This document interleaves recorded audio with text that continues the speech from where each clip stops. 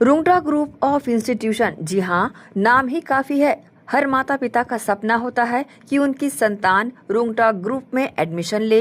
हर विद्यार्थी भी इच्छुक होता है कि रुंगटा ग्रुप ऑफ इंस्टीट्यूशन में शामिल होकर अच्छी शिक्षा हासिल कर अपना करियर बना सके। कारण है यहाँ की शिक्षण शैली के साथ यहाँ का वातावरण, यहाँ का स्टाफ। पर वहीं वर्तमान में कथित व्यक्ति द्वारा रुंगटा ग्रुप ऑफ इंस्टीट्यूशन की छवि को इरादतन धूमिल करने का प्रयास किया जा रहा है।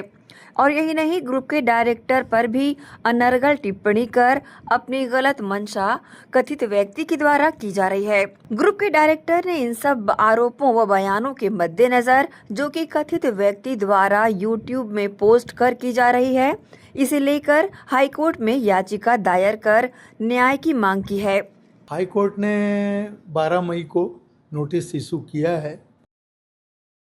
अब वो 29 जून को उसकी डेट है, उस दिन पेश होंगे। देखिए, संस्थान तो 25 साल पुराना है, कोई टैक्स चोरी की बात नहीं है। इस मामले में हाई कोर्ट से निर्देश पर अभी मामला सब जुडिशियल है और जैसे ही नगर निगम की तरफ से डिमांड आती है, अभी तक नगर निगम की तरफ से संस्थान को कोई डिमांड नहीं मिली है, जैसे आएगी अकॉर्डिंगली टैक्स पटा दिया जाएगा।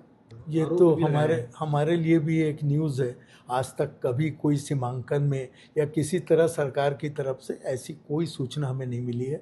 अगर 1 इंच भी ज़मीन हमारे पास किसी की है, हम सहर्ष उसे देने तैयार हैं। लेकिन मैं वस्तु स्थिति बता रहा हूँ, नाला धीरे धीरे हमारी ज़मीन की तरफ ही कट रहा है और वहाँ पर वो हमारे पीछे की जगह है जिस पे हम किसी तरह का कोई कंस्ट्रक्शन नहीं लेते। और मुझे ऐसा लगता है कम से कम 8 से 10 हज़ार फीट ज़मीन वो नेचुरल है, नाले से कटते जा रही है और नाले में जाते जा रही है। हमारे संस्थान में किसी तरह की कोई एक्स्ट्रा ज़मीन नहीं है। मैं सभी पत्रकारों से अपील करता हूँ, आरोप थोड़े से निराधार न हो, कुछ आधार आपके पास होना चाहिए और आपकी भाषा संयमित होनी चाहिए। आप क्या बोल रहे हैं, क्योंकि देखिए मैं भी शिक्षा क्षेत्र से जुड़ा हुआ हूँ। हमें शिक्षा के क्षेत्र में भी भाषा का ध्यान रखना होता है।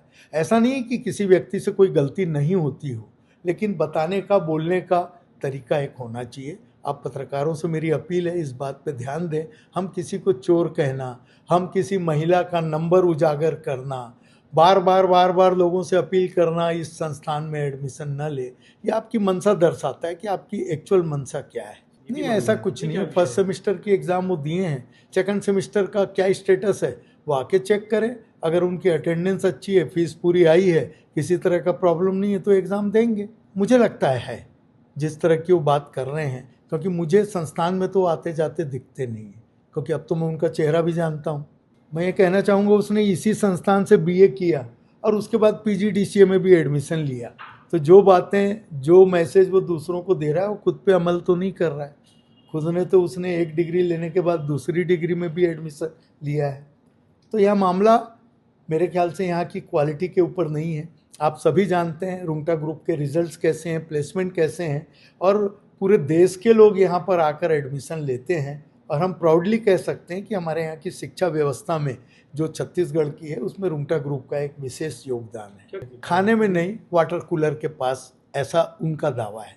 हमारे पास ऐसा कोई प्रूफ नहीं है। वो जितनी भी चीज़ें बताई जाती है कि देखिए खाने में मक्खी निकल गई, कीड़ा निकल गया, ये कोई फुल प्रूफ कोई बातें आज तक हमारे पास नहीं आई हैं। ये सब वीडियो कहाँ से बनाए जाते हैं, किस तरह के प्रूफ के साथ बनाए जाते हैं, मुझे इस बारे में कोई जानकारी नहीं। हमारे जितने भी हम इसकी इंक्वायरी कराते हैं, ऐसी कोई घटना यहाँ पाई जाती नहीं है। 1 रुपया नहीं लिया जाता आपके पास। हर साल यहाँ 8,000 से ज़्यादा बच्चे पढ़ते हैं। आप किसी बच्चे से भी पूछ लीजिए। यहाँ आप खाली कार्निवाल की बात कर रहे हैं, फ्रेशर पार्टी, फेयरवेल पार्टी के भी आरोप लगे हैं। फ्रेशर पार्टी और ये फेयरवेल पार्टी, ये बच्चों द्वारा बच्चों के लिए की जाती है। संस्थान का कोई इसमें इन्वॉल्वमेंट नहीं होता, किसी तरह का पैसा नहीं लिया जाता।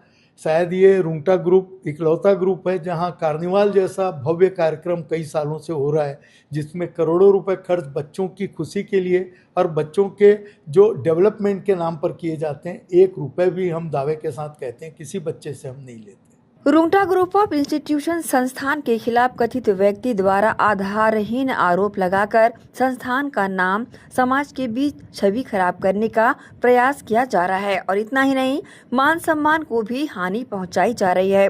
बहरहाल हाईकोर्ट के समक्ष याचिका दायर की गई है। इसके तहत 11/5/2026 को माननीय उच्च न्यायालय छत्तीसगढ़ बिलासपुर के द्वारा सुनवाई करते हुए राइट टू प्राइवेसी के तहत जवाब प्रस्तुत करने के लिए नोटिस जारी किया गया है। बहरहाल आगामी दिनों में माननीय उच्च न्यायालय याचिकाकर्ता को कितनी राहत प्रदान करता है या किस तरह का आदेश करता है जिससे याचिकाकर्ता को न्याय मिल सके और ऐसे अवांछित तत्वों पर नकेल कस सके। एसीएन न्यूज के लिए शाहीन खान की रिपोर्ट।